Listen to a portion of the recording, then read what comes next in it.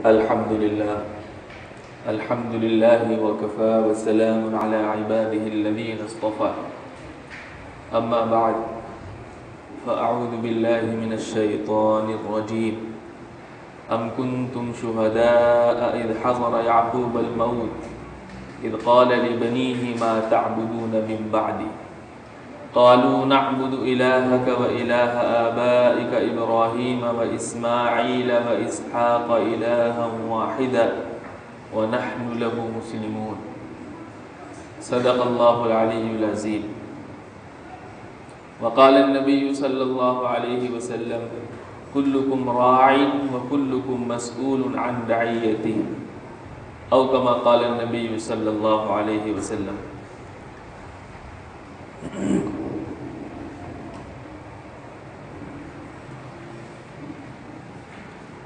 انبیاء کرام کے مبارک سلسلے میں ایک بہت اہم نام حضرت ابراہیم علیہ السلام کا ہے۔ حضرت ابراہیم علیہ السلام وہ معزز پیغمبر ہیں کہ جن کا ادب اور احترام سبھی آسمانی مذاہب والے کرتے ہیں۔ مسلمان تو ظاہر ہے کہ تمام انبیاء پر ایمان لاتے ہیں اور تمام نبیوں کو مانتے ہیں، کسی نبی کا بھی انکار نہیں کرتے، مگر مسلمانوں کے علاوہ یہودی بھی حضرت ابراہیم کو بڑا مانتے ہیں، عیسائی بھی حضرت ابراہیم کو وہ بھی تسلیم کرتے ہیں۔ یعنی حضرت ابراہیم کی شخصیت ایسی ہے جو تمام آسمانی مذاہب میں متفقہ ہے۔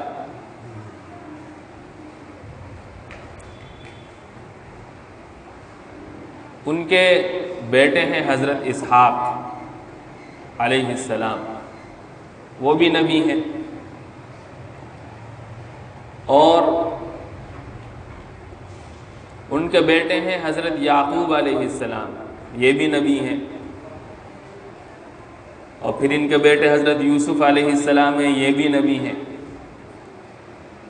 حضرت ابراہیم کے پوتے حضرت یعقوب علیہ السلام، ان کا دوسرا نام اسرائیل بھی ہے۔ ان کی اولاد میں اللہ نے سینکڑوں بلکہ ہزاروں نبی بھیجے ہوں گے۔ جو بنی اسرائیل میں نبوت کا سلسلہ ہے وہ انہی سے چلتا ہے۔ قرآن کریم میں حضرت یعقوب علیہ السلام کے مرنے کے وقت، انتقال کے وقت، ان کا ایک جملہ نقل کیا ہے جو میں نے آیت کریمہ پڑھی ہے، بہت اہم ہے۔ قرآن کریم نے سب کو مخاطب کرتے ہوئے کہا ہے ام کنتم شہداء اذ حضر یعقوب الموت، کیا تم حاضر تھے اس وقت جب یعقوب علیہ السلام کو موت آئی؟ یعنی حضرت یعقوب علیہ السلام بستر مرگ پر ہیں، اور کتنے بڑے پیغمبر ہیں، ان کے باپ دادا سب پیغمبر، ان کی اولادوں میں بھی پیغمبری۔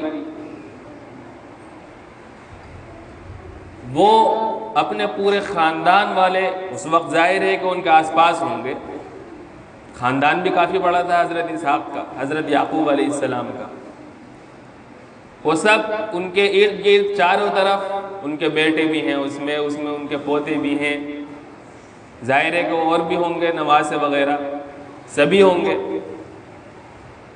اور ان کا وقت ہے وفات کا۔ اذ حضر یعقوب الموت اذ قال لبنیہ ما تعبدون من بعدی، اس وقت حضرت یعقوب علیہ السلام نے جو سوال کیا ہے اپنی اولاد سے وہ بہت زیادہ اہم ہے، اور قرآن نے اس کو قیامت تک انسانوں کے لیے محفوظ کر دیا ہے، تاکہ مسلمان بھی اپنی اولاد سے اور اپنے خاندان والوں سے یہ سوال کرتے رہیں اور ان کے سامنے یہ سوال رہے ہمیشہ اذ قال لبنیہ، جب انہوں نے اپنی اولاد سے کہا ما تعبدون من بعدی، میرے بعد تم کس کی پرستش کرو گے؟ ظاہر ہے نبی ہیں وہ، اور خاندانی نبی ہیں، ان کے خاندان میں بھی آگے نبوت چلنی ہے، اور مرنے کے بعد میں مرتے وقت انسان سب سے جو اہم چیز ہوتی ہے اسی کے بارے میں وصیت کرتا ہے، اسی کے بارے میں سوالات کرتا ہے، اسی کی اس کو فکر ہوتی ہے۔ 1000 باتیں کہی جا سکتی ہیں مرنے کے وقت اپنی اولاد سے، کاروبار میرا بہت طویل ہے، لمبا ہے، اس کا خیال رکھنا، فلاں رشتہ دار ہے اس کا خیال رکھنا، فلاں جگہ جو ہے میرے پیسے پھنسے ہوئے ہیں ذرا ان سے لے لینا، ہزاروں سینکڑوں باتیں ہیں۔ لیکن حضرت یعقوب علیہ السلام نے یہ سب باتیں نہیں کی اس وقت۔ حضرت یعقوب نے سوال کیا اپنی اولاد سے، اولاد بھی کون ہے میں بار بار بتا رہا ہوں، پیغمبروں کی اولاد ہے، آگے بھی پیغمبری چلنی ہے اس سلسلے میں۔ وہ کہتے ہیں ما تعبدون من بعدی، میں بستر مرگ پر ہوں، جب تک مجھے موت صحیح طریقے سے اطمینان کے ساتھ نہیں آ سکتی، جب تک تم میرے اس سوال کا جواب تسلی بخش نہ دے دو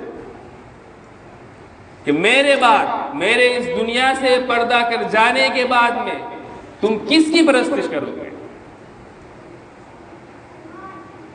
یعنی ایسا تو نہیں ہے کہ میری زندگی میں تو میرے بتائے ہوئے راستے پر، وحدانیت کے راستے پر، توحید کے راستے پر، صراط مستقیم پر چل رہے ہو، لیکن جہاں میری آنکھیں بند ہوں اس وقت تم راستے سے ہٹ جاؤ، بہک جاؤ۔ مجھے مطمئن کرو کہ میرے بعد کس کی پرستش کرو گے؟ ظاہر ہے کہ وہ بھی نبیوں کی اولادیں تھی سامنے۔ انہوں نے جواب دیا قال نعبد الہک و الہ آبائک ابراہیم و اسماعیل و اسحاق الہا واحدا، کہ ہم آپ کے بعد آپ کے معبود کی، آپ کے باپ دادا ابراہیم، اسماعیل، اسحاق، جو سب ایک معبود کو پوجتے تھے، سب ایک کی پرستش کرتے تھے، ہم بھی اسی کی پرستش کریں۔ یہ قرآن نے پورا واقعہ نقل کیا ہے تاکہ قیامت تک لوگ اس کو پڑھتے رہیں اور اپنی اولادوں کے بارے میں فکر مند رہیں، اپنے زیر تربیت لوگوں کے بارے میں فکر مند رہیں، ان کے ایمان کی سلامتی اور ان کے عقائد کی درستگی اور ان کے اعمال، ان کی نگرانی کرتے رہیں۔ اس لیے قرآن کریم نے یہ بتا دیا ہے ہمیں کہ سب سے زیادہ اہم چیز اگر ہے کوئی تو وہ ایمان ہے۔ اولاد کی دیکھ بھال رکھنا یہ بہت زیادہ ضروری ہے۔ مرتے وقت حضرت یعقوب نے اپنی ساری اولاد سے یہ عہد دیا ہے، اور اولاد بھی میں پھر عرض کر رہا ہوں کہ نبیوں کی اولادیں ہیں، اور وہ ہیں جن میں نبوت چلنی ہے۔ اس سے اس بات کی طرف بھی اشارہ ہے کہ کوئی یہ نہ سمجھ لے کہ ہم دیندار ہیں، ہمارا گھرانہ دیندار ہے، اور ہماری اولاد بھی ماحول کے حساب سے بالکل صحیح سالم رہے گی، راہ راست پر چلتی رہے گی، الزام میں نہ رہیں، بلکہ شیطان کو راستے سے ہٹانے میں دیر نہیں لگتی۔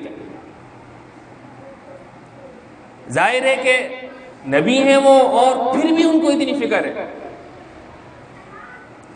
تو ہم جس ماحول میں جی رہے ہیں، ہم جس معاشرے میں سانس لے رہے ہیں، ہمارے ارد گرد جو صورتحال ہے، اس میں ہمیں اپنی اولادوں کی کتنی فکر کرنی چاہیے، ہمیں اپنے ماتحتوں کا کتنا خیال رکھنا چاہیے۔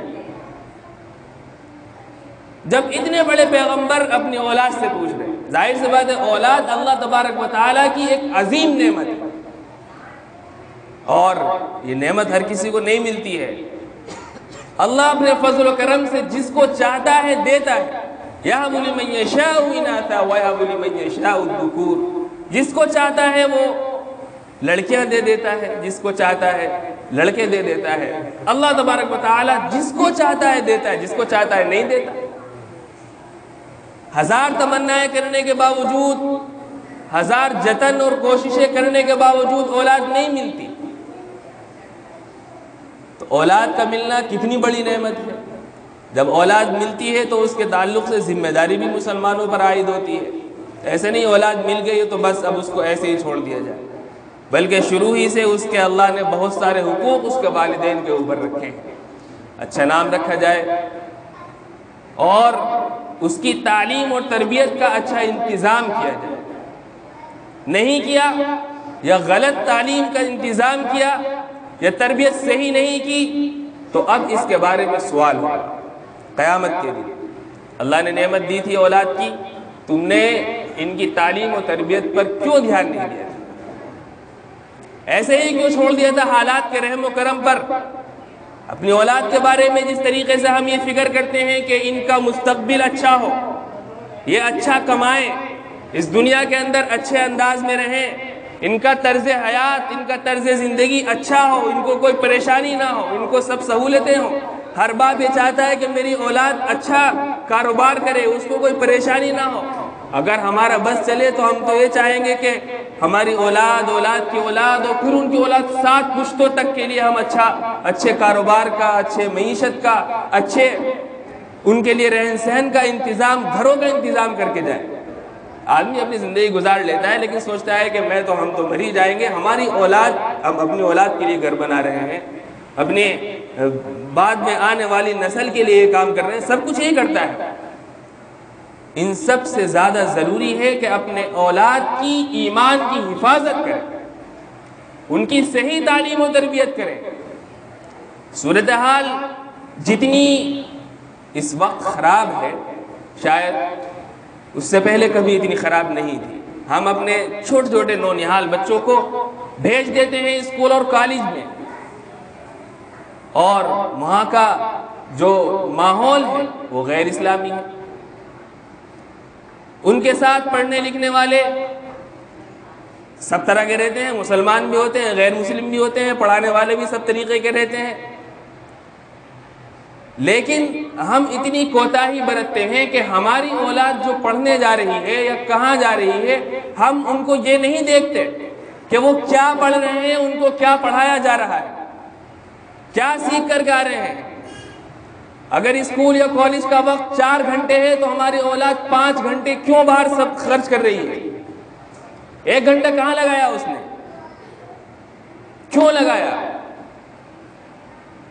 ماحول تو اتنا خراب ہے، سب کے پاس چھوٹے چھوٹے بچے ہیں، سب کے پاس بڑے بڑے موبائل، سب انٹرنیٹ اور یہ اور وہ، بہت ایڈوانس دنیا ہو گئی ہے، اس سے زیادہ بچے ایڈوانس ہیں۔ والدین حسن ظنی میں رہ جاتے ہیں کہ ہمارے بچے ماشاءاللہ بہت اچھے ہیں، بہت سنبھلے ہوئے ہیں، غلط راستے پر نہیں چلیں گے، اور اگر اندر جھانک کر کے دیکھیں تو حالات بہت زیادہ خراب ہیں۔ دوسرے لوگوں کی باقاعدہ پلاننگ ہے، سازش ہے کہ مسلمان بچوں کو خراب کرنا ہے۔ ان کو باقاعدہ ٹریننگ دی جاتی ہے کہ مسلمان لڑکیوں کو کس طریقے سے ان سے بات کرنی ہے، کس طریقے سے ان کو پھنسانا ہے۔ دوسرے لوگوں کی طرف سے باقاعدہ آفر ہے، ان کی تنظیموں کی طرف سے، یہ کوئی ڈھکی چھپی بات نہیں رہ گئی ہے۔ سب کے پاس موبائل ہے، سب دیکھتے ہیں ہو کیا رہا ہے۔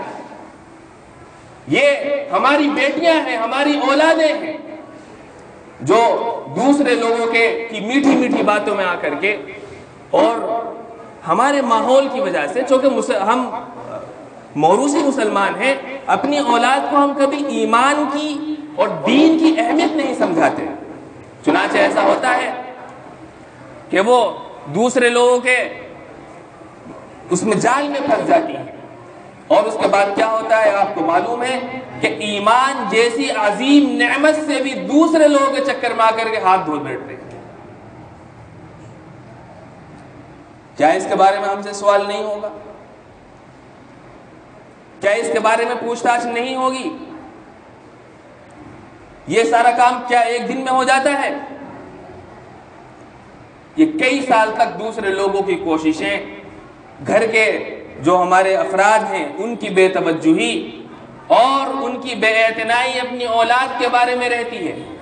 وہ کبھی یہ سوال نہیں کرتے کہ آپ جو ہے صبح سے شام تک کا وقت آپ کا ہے کہاں خرچ کر رہے ہو؟ موبائل آپ کے پاس اگر ہے تو آپ کا رابطہ کس کس سے ہے؟ اس میں کیا کیا آپ دیکھتے ہو؟ اس میں کیا استعمال کرتے ہو؟ اسکول میں کس کس سے آپ کے روابط ہیں؟ اسکول سے آنے کے بعد میں گھر میں اگر ہماری مائیں بہنیں ہیں، ہماری بیٹیاں ہیں، تو وہ کس کس سے باتیں کر رہی ہیں؟ جب تک ہم کڑی نگرانی نہیں رکھیں گے، اس نظر کو چھوڑ دیجئے۔ پچھلے ہفتے بھی میں نے عرض کیا تھا کہ دوسروں کے بارے میں اس نظر رکھیں، دوسروں کے عیوب نہ ٹٹولیں، اپنے زیر نگرانی اپنی اولاد کی کا باقاعدہ جو ہے ان کی جاسوسی کریں، ان کی نگرانی کریں۔ ان سے کہہ دیا جائے کہ آپ کے پاس فون ہے، کبھی بھی چیک ہو سکتا ہے۔ آپ کے روابط کس سے ہیں ہمیں معلوم ہونا چاہیے۔ اسکول کے اندر دورانیہ ایک انٹرویل کا ملتا ہے، اس انٹرویل میں تم کیا کرتے ہو؟ باقاعدہ کسی دوسرے کو ہمیں لگانا چاہیے کہ ذرا ان پر نظر رکھو، اگر ہماری بیٹی ہے یا ہمارا بیٹا ہے کہ وہ کس کے ساتھ اس وقت کو خرچ کرتا ہے یا کرتی ہے۔ اور مسلمانوں کو اللہ تبارک و تعالیٰ نے بڑے اسباب دیے ہیں۔ یہ کیا ضروری ہے کہ ہم دوسرے کے اسکول اور کالج میں ہی بھیجیں؟ شادیوں کے خرچے کم کر کے اپنے اچھے سے اسکول بنائیے، اچھے کالج بنائیے، اچھا نظام تعلیم اس کے اندر نافذ کیجئے۔ یہ تو ہمارے ایمان کا مسئلہ ہے۔ میں بہت احتیاط سے بول رہا ہوں، جتنا بول رہا ہوں اس سے زیادہ حالات خراب ہیں آج کے ماحول میں۔ یہ کوئی ڈھکی چھپی بات نہیں ہے۔ اس لیے بالکل بھی ہماری ایک لمحے کی مجرمانہ غفلت ہماری اولاد کے ایمان کو لے بیٹھے گی، اور قیامت کے دن پھر پوچھا جائے گا ہم سے کہ اللہ نے تمہیں اولاد جیسی عظیم نعمت دی تھی۔ اللہ کے نبی نے بھی بتایا تھا اولاد کے کیا حقوق ہیں، اللہ کے نبی کے وارثین نے بھی بار بار متنبہ کر دیا تھا، اللہ تبارک و تعالیٰ نے قرآن کریم میں بھی بتایا تھا۔ تم نے اپنی اولاد کے بارے میں کیوں اتنی مجرمانہ غفلت سے کام لیا؟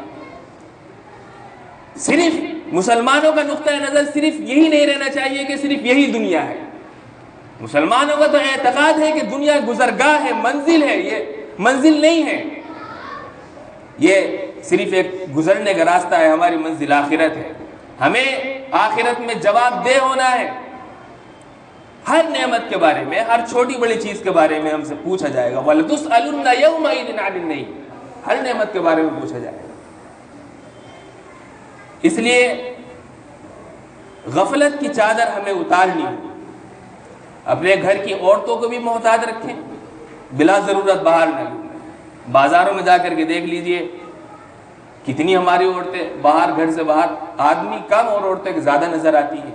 کیوں ہیں آخر؟ گھروں میں مرد نہیں رہتے ان کی ضرورت کا سامان لانے کے لیے۔ ہماری جوان بیٹیاں، ان کو پردے کا پاس و لحاظ نہیں، چونکہ گھر سے بھی کوئی تربیت ایسی نہیں ہے اسلامی۔ کیوں ہے اتنی غفلت؟ غیرت ہماری کہاں چلی جاتی ہے؟ ہمیں باغیرت ہونا ہے اور دوسروں سے بہت زیادہ چوکنا رہنا ہے۔ بچے جوان ہو جائیں تو جلدی سے ان کی شادی کا نظم کرنا چاہیے۔ یہ نہیں کہ اگر اتنا ہوگا اور اتنا ہوگا تب ہم شادی کریں گے۔ ہمارے ذہن میں ایک پورا وہ رہتا ہے اتنا معیار، اتنے پیسے ہوں گے، اتنا گھر ہوگا اور ایسا رشتہ ملے گا تبھی ہم شادی کریں گے۔ زیادہ دیر سے شادی کرنے سے بھی بہت زیادہ ہمارے معاشرے میں بگاڑ آیا ہوا۔ ماں باپ کو تو اگر بچہ بوڑھا ہو جائے تب بھی